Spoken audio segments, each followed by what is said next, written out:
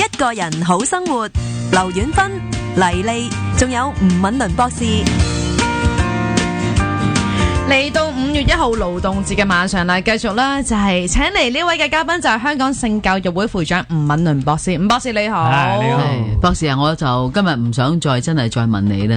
究竟5·1勞動節同性有冇關？佢應該點樣都喺嗰度有關嘅。唔好講啦，呢樣啊，即係費事人哋唔高興啊！勞動者又話同性有關，雖然性都係一個勞動嚟嘅，仲好勞動添，應該係。不過我覺得咧，其實你講上個星期咧，你咪講翻轉頭就係話我哋錯過咗喺呢一個即係復活節嘅時候講翻一啲嘅呢個節日究竟同性有咩關係？咁上個禮拜我哋補咗啦，咁引嚟咗好多反響。唔係啩？不過到你最後咧，你真係要考究一下咧，點解佢真係叫 Easter？原來真係追翻個歷史咧，即係當年原來喺德國有一個即係部落真係有個拜嘅一個女神就係叫 Easter 咁樣。係啊，但我估唔到頭先即係我再聽翻你上個禮拜即係講嘅時候，其中一啲內容咧就講到話，其實原來我哋都好早期嘅時候，啲人已經有 marketing 嘅觀念咯。一雞兩味，費事搞咁多嘢啦，就搞一個叫做 Easter 啦。反正佢都喺度，同埋都放緊假嘅，咁就順便希望將來我哋慢慢吞併佢，就成為咗我哋嘅節日啦。係啦，卒之真係成功吞併咯，真係好犀利啊！有策略啊！唔係，我覺得阿博士你可以將啲咁得意嘅啲記錄咧，即係可以。寫低佢，成為民間傳奇。唔使我寫啦，人哋寫咗啦。不過寫咗冇人睇啫，係我睇咁解啫。點輪到我去考究呢啲嘢？因為你都講啱嘅，已經喺度噶啦。喺度噶啦，啲人好少去 find out。如果你唔講嘅話，其實你上個禮拜咧臨尾嘅時候，你咪講嘅。其實好多嘢都同性有關，文字都係同性有關。好似你講話嗰個而且嘅且字啦，係啊，其實嗰個咪係一個陰莖咯。係啊，都係個也字啦嚇，即係嗰個乎者有個也字啦，上個禮拜好倉促啦，冇機會俾你再講。其實嗰個位咧，當你即係再詳細睇嘅時候，係似乎一個窩，好似嗰個也字啦。如果唔愛嗰個剔手，即係剔上去嗰邊，基本上都係個窩嚟嘅。係啊係啊，幾得意。仲有嘅好多文字，中國字仲有啊，同都係同性有啲關係，同性有關係嘅。每一樣嘢咧，都原來可以有機會可以追溯到啲少少原因喺度。同埋好似博士所講，就係因為人類根本上得兩樣嘢做嘅，你話係啊，食咯，唔係食就識食咯，係咪先？唔係，同埋我覺得博士就係有陣時會將啲我哋唔知嘅嘢就會話俾佢聽啦。咁另外一方面咧，就係可能大家都以為係啱嘅嘢，佢話俾我聽其實係咪啱嘅咧？咁。今日咧特別咧係好想講咧一啲，其實喺坊間咧喺啲唔同嘅網站裏邊咧，性有關嘅藥物啦，咁喺網上面咧真係好多嘅。咁有時候我會見到哇，有啲都原來係幾危險㗎，即係可能你未必知道有呢啲藥物嘅出現啦。咁但係有啲咧喺網上面咧真係好似話譬如有啲壯陽藥啊、啲補腎藥啊，有啲男士都會去服食呢啲藥物，就係希望即係可能係喺性能力方面增加啦、持久啦、硬度啦，即係有唔同嘅。估唔到男性又有啦，有啲係女性都有啦，特別合發俾女性，希望佢哋可能增加佢哋嗰啲嘅性興奮啊，一啲嘅性能力啊，都原來喺網上面都真係幾多呢啲，同埋咧。重點就係佢真係可以隨意就買到嘅，即係唔需要話任何醫生紙啊、監管啊，佢淨係可能下面就嗰句就話俾你聽啊，如果服食呢啲藥物咧，最好就有醫生嘅諮詢之下先可以服食啦咁。但係咧講真，如果你要買咧，真係可以隨手就買到嘅咯。係啦，因為有啲藥咧就唔係西藥嚟嘛，其實我哋即係藥管制藥咧，管制西藥啫嘛。如果你唔認為，你話你嗰種唔係西藥咧，即係。政府係管制唔到㗎，即係即使你有毒嘅都好啦，因為呢個世界咁多毒藥，咁多嘢係可以有毒嘅，點管到咁多啫？咁所以只有即係大家自己去小心㗎啦，啲唔係西藥嗰啲咧，即係出邊坊間有得賣唔奇，但係有冇毒咧，真係唔知。咁要即係好小心去用啦。如果你問我，我就講話，如果我唔知個藥性嘅，我就唔理佢乜，我都唔會食。係，但我想問下你啦，頭先阿黎你講開就話喺網上或者好多呢方面嘅資料啦。其實如果你講話呢啲嘅藥係咁容易買得到，即係話喺普通嘅貨架。如果假設佢唔係西藥就好易買到，咁佢係西藥咧，擺明而家喺坊間好多壯陽藥噶嘛，又即係好多啦，咁樣唔知點樣犀利啊，點樣阿哥啊，諸如此類咁，都係講到自己勁咁樣啦。咁呢啲係咪都係要醫生註冊先可以用？如果佢講嗰種壯陽藥裏邊係有一啲西藥嘅成分嘅，咁佢就犯咗法就可以拉佢。但係如果真係冇西藥嘅成分咧，你拉佢唔到嘅。咁佢宣傳啊，亂咁宣傳咧，你亦話即係佢啲言論自由嘅啫。咁你咪你中意咪信虛假聲明咯？嚟嘅喎，但係講虛假嘅嘢咯。佢講虛假嘅嘢，咁你又要證明佢係咪虛假先得咯？有排搞咯。但係如果嗰個藥咧，理論上頭先我哋講嗰啲，即係真係如果係咪有西藥成分嘅話，係咪一定要醫生處方先得㗎？如果有西藥成分咧，都要睇下邊一種西藥。咁有啲西藥就唔使醫生處方嘅，就係好少嘅啫。咁啊，就譬如講呢啲咁嘅，即係所謂春藥咧，就應該絕大部分都係要係醫生處方㗎啦。哦，咁如果你咁講，如果絕大部分你要醫生處方嘅話，譬如我就喺網上面見到嘅，同埋網上訂購仲話送到去你屋企咁，其實如果咁樣隨便買都幾危險㗎喎。如果佢裏邊有啲嘢係危險嘅，咁就危險咯。但係又喂，你又唔好諗住咧，逢親春藥就係危險噃。嗱，即係咧，春藥係一個好籠統嘅嘅即係個名嚟嘅啫。啊，咁咧其實就係即係佢話即係增強一個人嘅即係性興趣啊、性能力啊嗰啲咁嘅食品，咁都可以叫做春藥喎。佢可以唔係真係藥嚟嘅喎。譬如你維他命，你都可以話藥，係嘛？咁維他命對呢個性有冇益處咧？有嘅喎。啊，維他命咩啊？唔係，其實一個人啊，只要身體健康就對性有益處啦，係咪啊？即係你要樣樣維他命都唔缺乏。咁個人身體就健康，咁樣就梗係對性有益處啦。咁所以佢冇講錯嘅喎。好廣告，同埋你突然間，我突然間覺得你好醫生咯。佢冇講錯嘅喎，咁所以你點拉佢啫？係咪點拉佢啫？咁當然啦，我哋話啊，你話邊種藥對性有特別邊種維他命對性有益處啊？咁你睇下你缺唔缺乏嗰種維他命啊？譬如我哋咧又對維他命 E 可能對性有益處多啲咁樣。多啲咁啊，但係邊多佢個多喺邊度咧？譬如係咪佢係可以引起你嘅性興趣咧？未唔係，係嘛？佢可能即係維他命 E 可以引起你，譬如等你嘅精子會活躍啲啊，健康啲啊咁樣啊，咁啊，所以有用。嗱，咁所以咧春藥，所以咧就好多種嘅作用嘅。係，不過其實當你一講開呢個咩春藥咁樣咧，咁基本上咧都係講一啲真係同壯陽係有關㗎啦。一般人啊，唔係㗎，唔係㗎，有好多種㗎。嗱，首先嗱，你想整好一個人嘅性生活，第一你嘅健康先。咁普通好多藥咧，都可以使到人健康啦，唔使藥添啦，即係你食得好啲嘅食物已經對你個性係有好噶啦，有好處噶啦，即係對你嘅性健康有好處噶啦，呢個一樣。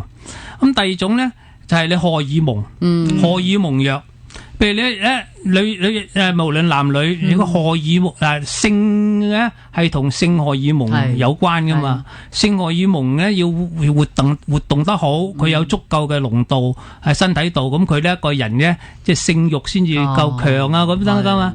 啊，荷爾蒙藥有啲嘅荷爾蒙藥係唔使醫生處方嘅，但係其他係要嘅，啊。咁啊，嗱，你要識食先得嘅，即係你喺乜情況下食咩藥，食邊種荷爾蒙先得，咁所以咧，好啦，咁有一啲植物性嘅荷爾蒙藥可能有用嘅，因為好有啲，咁嗰啲又唔使醫生處方嘅咯，咁所以咧，嗱，好多呢啲都可以叫自己做春藥噶，係嘛？咁嗰啲咧又唔係一定好有危險。嗱，你話完全有冇危險？完全冇危險又得唔得？又唔得，因為好多荷爾蒙藥你食得多咧，即係多過猶不及，又係唔掂嘅。咁所以咧，你唔淨止要識揀，仲要個劑量要啱。咁所以咧，你亂食咧又係唔得嘅，即使係食品都好。即係你即使你補藥，你食得補得細都死噶啦嘛。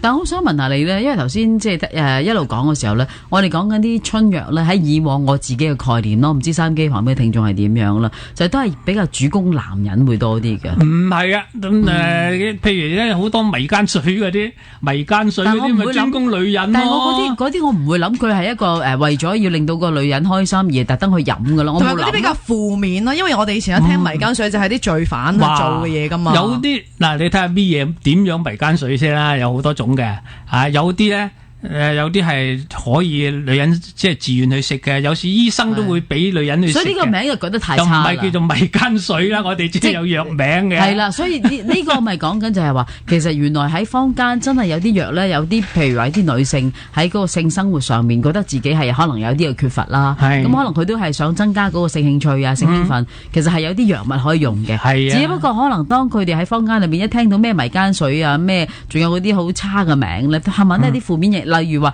可能啲人你會覺得佢特登落去整蠱你啊、陷害你啊嗰啲，即係我哋就會覺得係咁樣咯。但係原來其實佢有真正嘅時候，有真正嘅需要。佢有真正嘅作用，真正嘅價值嘅，又係對症下藥同埋個劑量夾啱。OK，咁係你一陣翻嚟講下呢一個。一個人好生活，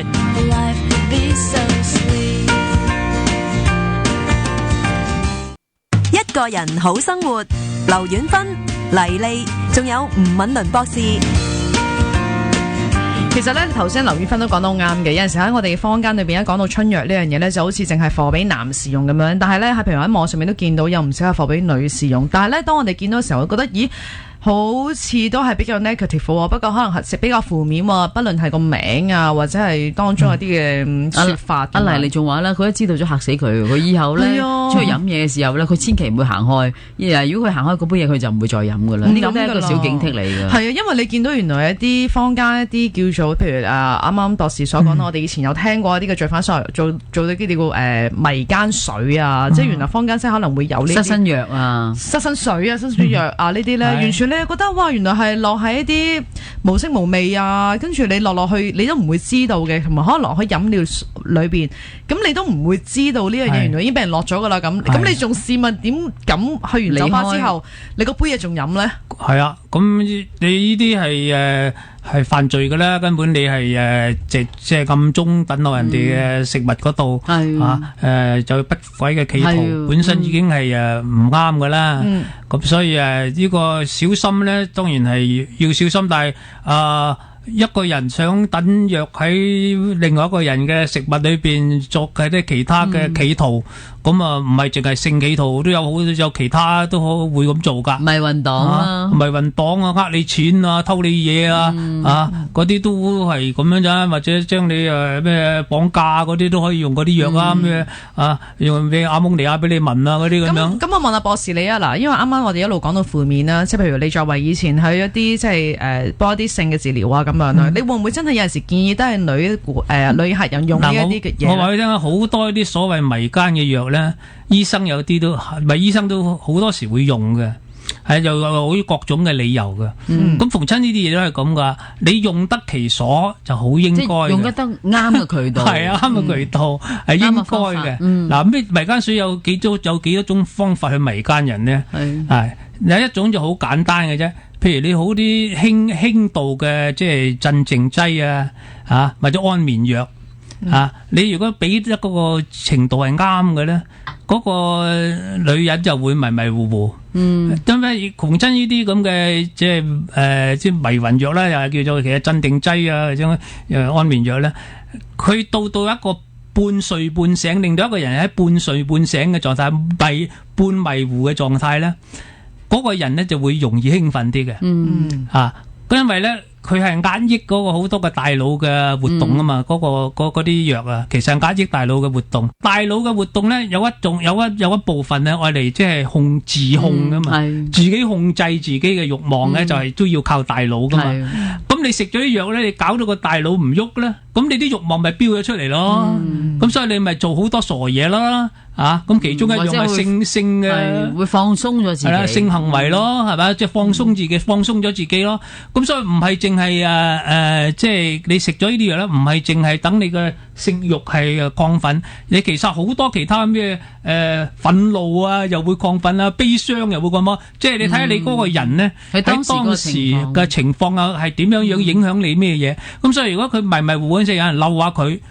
或者等佢有啲性嘅感覺，咁佢咪變咗幫咗佢去行嗰個性嘅一個即係嗰條路咯，咁樣啫嘛。咁我想問下你咧，其實如果喺因為你作為醫生嘅，你唔會叫呢啲因為迷姦水啊或者失身藥冚唪都係嚟自一啲可能以前即係以前啦，好耐之前，即係當有啲咩負面嘅報道嘅時候，就會講話失身喺呢一個聖誕節嘅時候，就要小心呢個失身藥啦，或者係迷姦水啦咁樣，即係有咁嘅講法。但係喺你醫生，因為你採用呢啲藥物，其實都係同類型嘅藥物，只係劑量同類型藥物啫嘛。咁我哋醫生有冇用？梗係有用啦，呢啲藥。呢啲叫咩名嘅呢啲藥？其實就係鎮靜劑咯，或者叫做安眠藥咯。咁鎮靜劑我哋有時都俾有普通嘅夫婦啊食㗎，即係有時啲夫婦咧，有啲女人咧性交之前好緊張咧，咪俾少少佢食啦，佢唔緊張佢咪搞啲掂咯，係咁啫嘛。放鬆個人。不過我哋唔係迷姦佢，我係話你要食啦，到時食幾多啦，咁佢自願你食完咁佢咪搞掂佢嘅問題咯。真係一種藥物嚟嘅。都係一種藥物啫嘛，我哋知佢用乜嘢㗎，我哋手頭上好多啲藥物，我哋知道啊咩情況俾咩藥。佢個體質點樣啊？咁然後俾佢食，但係你嗰啲迷姦水亂嚟噶嘛，即係嗰個落藥嗰個佢根本唔知噶嘛，亂估噶嘛，命仔都俾埋佢，咁就好容易真係命仔都俾埋佢噶。係啊，好即係所以你頭先講，其實我哋每一個包裝喺個藥物上面都係寫明係毒藥嚟嘅。係啊，咁基本上如果你真係唔識得運用，然後跟住只係愛嚟立心不軌嘅話咧，就真係出件好大件事啦。嗱咁但係咧。有啲係藥物啊，有啲迷姦嘅嘢咧，唔係淨係藥，唔需要係藥物嘅。譬如佢最簡單，你一啲酒精，都係咁嘅作用啫嘛。你飲得半醉嘅時間咧，女人又唔好，男人就嗰啲嘅性慾自然就會失控噶啦。但係博士，我聽過呢啲人話其實飲咗酒之後咧，反而遇唔到事嘅。飲酒你咧到就係呢個最緊要嗰個酒量係點樣樣？你俾到佢唔好醉，就係半醉，半醉之下少少，咁咧就得噶啦。其實你即係話將個人係比較釋放咗出嚟，迷糊少少，咁咧佢嗰個性慾就出噶啦。咁即係咁又即係講嘢都大膽啲咁解啦。係啦，咁樣啫嘛，好簡單嘅啫呢啲。所以嗱，唔係一定要藥噶，即係迷姦人咧，唔係淨係一定要需要藥噶，所以你要酒精就得噶啦，酒精就得噶啦。我可唔可以再問多博士一下咧？譬如你啱啱講嘅啲俾女性嘅藥物啦，你哋真係醫生處方可能啲鎮靜劑啊嗰啲噶嘛？咁係真係用個大腦去話俾你聽，喂係啦，你抑制佢所少少嘅佢啲自我控制能力啊嘛。咁譬如喺個腦嗰度之餘咧，喺生理方面會唔會喺陰道啊、一啲分泌啊，其實會有改變？嗱，呢啲又要另外一種藥，另外一啲藥啊。咁咧你想使到個陰道有感覺？陰道有感覺咧，有兩個方法，一個咧你就俾佢食一啲藥咧，就喺嗰個尿道度排翻出嚟嘅。但係呢啲藥咧係有刺激作用嘅，即係有局部嘅刺激作用。你喺個尿道過到咧，即係到個陰道啦。咁咧，如果佢有一啲刺激嘅作用嘅，咁咧個陰道受到刺激。咁咧就會即係痕痕癢癢，痕痕癢癢就會引起一啲嘅性慾噶啦。咁呢啲藥咁嗱呢啲藥咧，我哋醫生就唔用嘅。點解咧？因為呢啲藥係好壞腎嘅，好壞腎嘅。但係真係可以引起呢個性慾。其實男女都引起性慾嘅呢樣嘢。你知道食呢種藥咧，就落個腎咧，咁就經一經個器官咧，咁就無論男女都會囉囉攣噶啦。但係頭先你講嗰樣嘢就係你哋都唔會用噶嘛？唔會用嘅，因為係壞腎嘅。即係你食得十次八次個腎就冇噶啦，廢噶啦。係有冇咁啊？你啱啱話有兩種噶嘛？第二種咧咁啊？第二種咧，你局部搽啦。我就係搽嘅。局部搽啦。嗱，咁你印度神油嗰啲就係咁樣啦。嗱，神油有兩種嘅，一種咧就係即係嗰啲麻醉劑嚟嘅。麻醉劑嘅，一種咧就係一啲即係刺激劑嚟嘅。刺激劑就好簡單啫，即係你俾啲即係香草啊、嗰啲草藥啊，係有啲刺激作用嘅。我有咩草藥啊？刺激作用好簡單，辣椒咗啦。辣椒，你將啲辣椒搽落嗰度，你自然就痕痕癢癢啦，周身攞初戀啦，係嘛？唔使買啦，黎芬話佢講得啱喎，你都要直接將啲辣椒搽落去咪得咯，搽豬落去啦，浸喺個辣椒度，係啊，將打邊爐嗰啲用剩，今晚係啊，得啊，不過污糟邋遢啦，你人哋嗰啲啊無色無臭，但係即係總之刺激啊，咁啊嘛，抽煉出嚟嘅嘢啊嘛，啊咁樣啊。博士呢個神油可唔可以留翻下一節講？因為咧，我喺網上面真係見到有呢一啲，譬如你話，譬如神油啊，一啲譬如持久嗰啲噴霧啊，係啲液體啊咁。但係咧，我就真係見唔到咧係放女性用嘅，女性都有。冇錯啦，可唔可以轉頭翻嚟講下呢個啊？一個人好生活。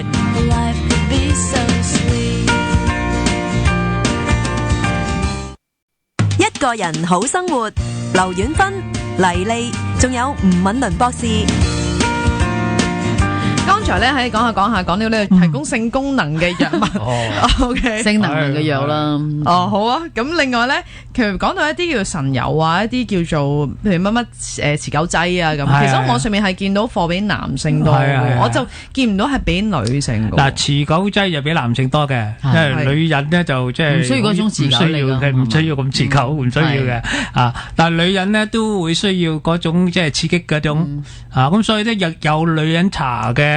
呢種刺激劑嘅有得賣嘅，你去啲性商店啊，嗰啲都有嘅啊。咁啊，佢有啲搽咗咧，佢仲係啦，因為佢刺激啦，可以刺激埋個陰道收縮啊，咁樣，即係你刺激得滯，你都會收好窄咁樣，抽一抽噶啲肌肉，咁佢都係會咁噶，咁使到個肌肉咧又即係有所謂有收縮嘅效果咯，即係箍緊咗個陰道咯。咁但係咧呢個又係個問題啦。你最緊要咧嗰個劑量要啱就好，犀利得滯都揦到你穿噶啦，即係辣椒你辣得滯都揦到你穿啦。咁所以咧就會如果唔乾淨啊，聽你講嘅時候你就喺度笑，人哋就嚟死啦，好係牙冤嘅，係咁所以如果你話有啲名牌啲嘅，咁可能安全啲啦，但係即係你要小心啲，即係用先得，或者真係搽過喺口度試下。會唔會個口會唔會穿啊？會唔會揦得滯啊？有幾揦啊？你試下先好啲。你試下先好啲。就喺個手背先啦，大佬。搽下手背先啦。但係手背受到嘅，唔等於嗰度受到啊嘛，係嘛？係喎。就你口咧就近啲，係口唇啊咁啦，至少。但係我好想問你一樣嘢啦，其實你作為一個即係性學博士啦，你見好多個案呢都係同性問題有關啊嘛。頭先我哋一路同你傾有關，今晚我哋講話提高性功能嗰啲藥啊，喺坊間真係多到不得了嘅。咁原來其實基本上無論係用喺男人或者女人身上，其實都係有好多嘅醫學嘅理據，然後跟住其實都係一啲藥嚟嘅啫，係西藥嚟嘅。某程度上呢，如果你用得恰當，其實係一個治療嘅作用嚟嘅。咁但係如果用得唔恰當，就會死人添啦。咁但係我好想問，其實你作為一個性學博士呢，以前啊多唔多真係經常會開俾嗰啲病人用㗎？我就盡量唔開嘅，因為好多時呢啲嘢呢，就你呢啲呢係治標唔治本嘅。即係譬如你嗱，首先迷奸就唔啱啫啦，我唔會幫你出去開藥俾人迷奸啦。但係咧，譬如你話嗰個女人緊張得滯啊，會唔會即係食咗呢啲藥冇咁緊張啊？嗰個性生活會再變會順啲咧？係有咁嘅作用，但係我一定要試過其他方法唔得先得。即係有啲心理嘅方法咧，你可以教到嗰個人放鬆嘅，即係用心理方法解行為治療去處理行為治療佢，或者有啲少少嘅輕微嘅催眠嘅方法，可以等佢放鬆，然後自己即係忘記晒其他煩惱，佢就可以嗰啲性慾就出㗎啦。就唔需要靠藥，盡量唔靠藥。我係咁嘅，盡量唔靠藥。但係有時好即係好例外嘅情況下，或者覺得啲男女啊，佢哋要求藥啊，或者已經練咗好耐唔得啦，各種嘅理由咧，先至俾嘅啫，都係盡量咧，俾咗一個短時期咧，好咗就唔要咁樣。但係我好想話咧，我見到男人呢，嗱相對啦，即係我覺得喺女士嚟講好少用到藥去一來可能佢哋避忌啲啦，或者冇呢方面嘅知識啦，亦都冇好廣泛宣傳。通常用緊你嘅頭先嗰啲咩迷奸乜嘢，都係啲負面嘅嘢，所以唔會有人諗住去用呢啲事嘅。但係男人呢，相反啊，男人就好多時候都會聽好多，無論藥廠啦，佢都做好多藥係俾男人用㗎。係啦，咁啊，即係講點解啲俾男人多咧？嗱，女人咧唔係話佢哋都唔想食藥啊，女人佢好多時對自己嘅性嘅功能嘅障礙咧，佢忍咗佢嘅，佢唔理嘅。男人就唔可以唔理。係佢一唔理自己性功能，佢就冇咗嗰個性生活啦。女人咧，即係佢冇嗰個功能咧，佢都可以即係應付到老公啊。咁佢唔享受都算數，但係男人咧係就會係咁，所以咧先至佢哋靠藥啊多一啲，即係男人靠藥多啲男人靠藥多一啲啊。咁啊，但係咧嗱，點解男人靠藥多咧？其實仲有一個理由咧，當然就係好多男人就佢唔試過晒自己搞掂咧，佢都唔會睇醫生嘅。啊，佢睇下自己搞得掂啊嘛，即係自己因為買啲藥嚟食下咁樣啊嘛。係啦，好醜啊，覺得去睇醫生睇啲嘢，或者即刻問下人佢都覺得臭啦。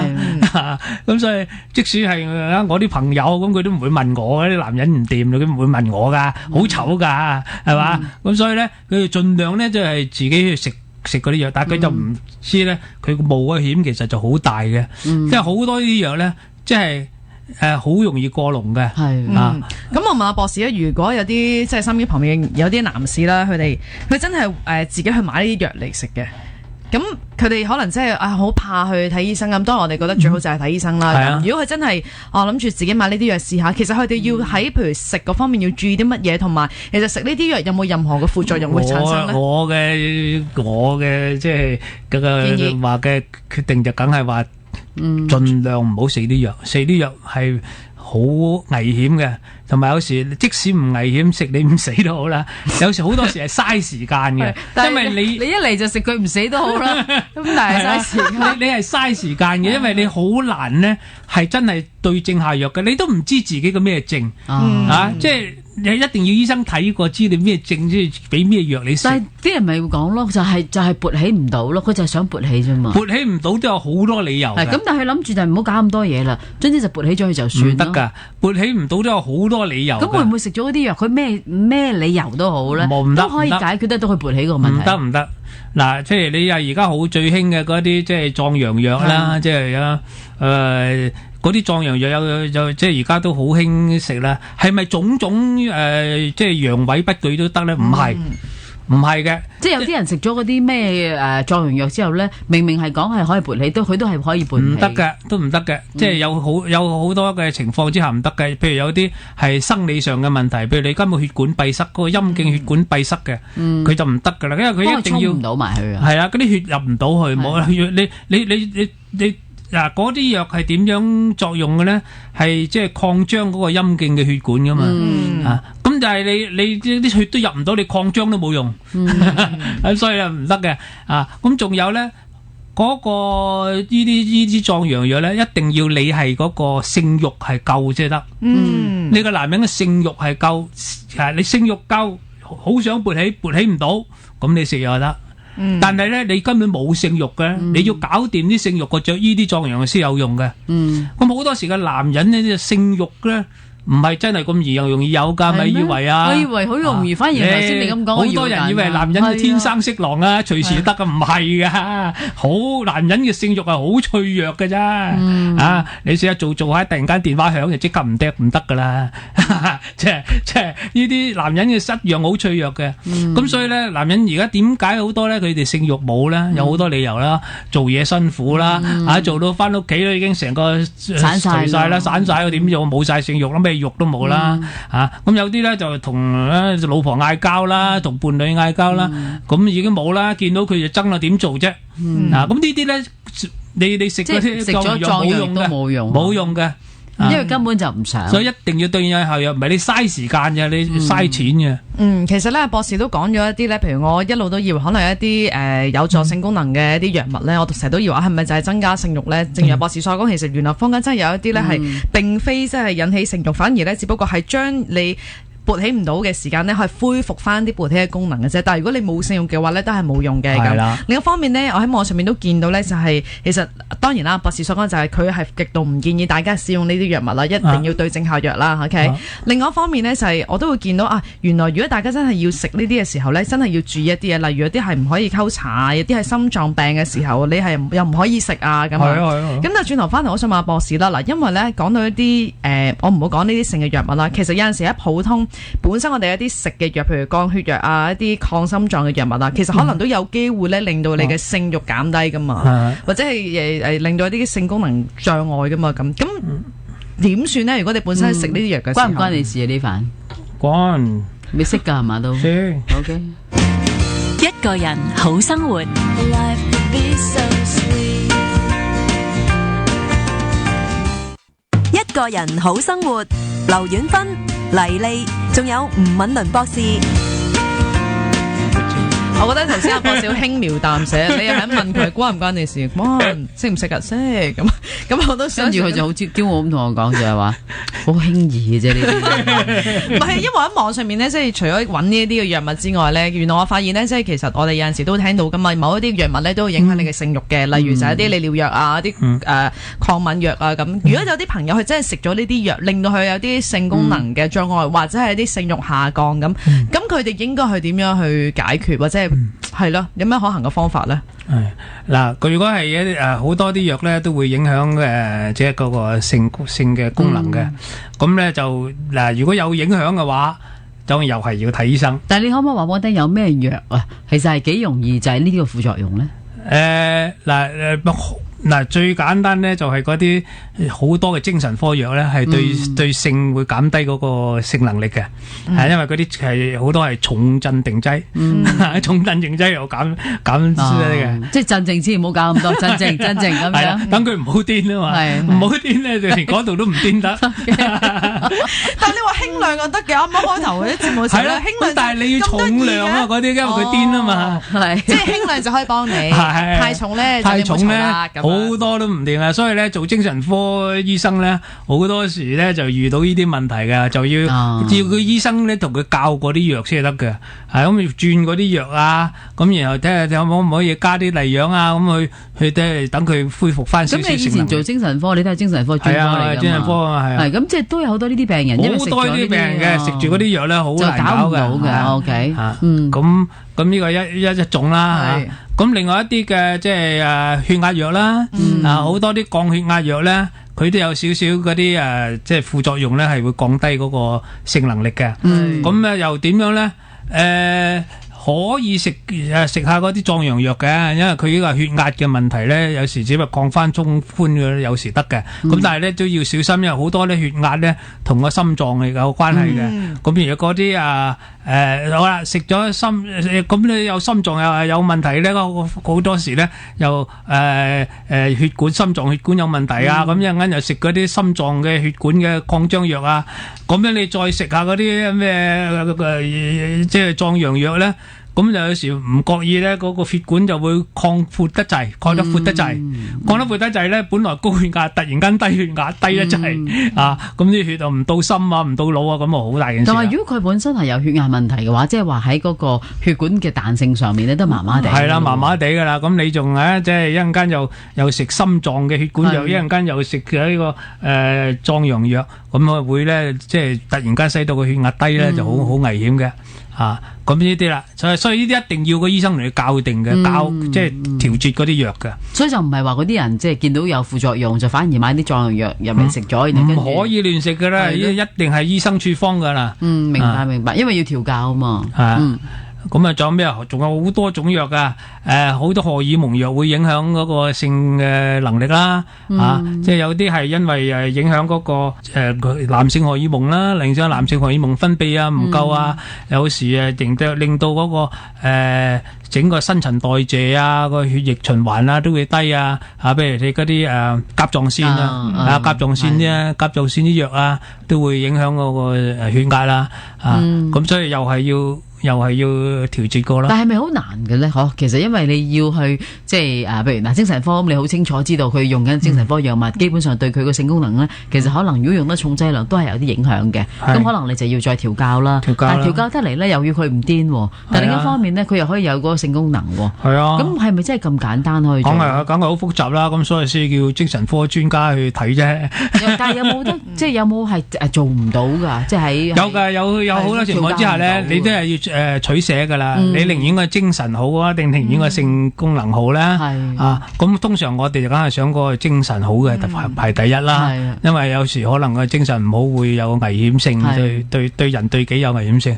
咁所以一定係以嗰個為先。係，同埋如果你呢個原則嘅話，理論上佢無論係高血壓啦，佢有咩嘅即係甲狀腺啦，若然喺兩者比較底下，如果真係調嚟調去都調唔到嘅話咧，都係以佢個病行先，係咪？係啊理論上都係。以個病行先唔係，但我一路咁聽嘅時候咧，當然啦，我第一覺得以精神或者係一啲譬如甲狀腺嗰啲問題行先咧。咁但係佢始終喺個性慾方面，博士成日都話啊嘛，一係食一係性噶嘛，係咪先？咁佢始終都係喺個性方面，當有缺乏嘅時候，對佢哋嚟講都係一個好唔開心又好，好似個生活唔係咁協調都好噶。嗱，咁啊，精神有冇可以兩邊都得咧？有啲可以做嘅，就睇下嗰個病人咧肯唔肯去嘗試。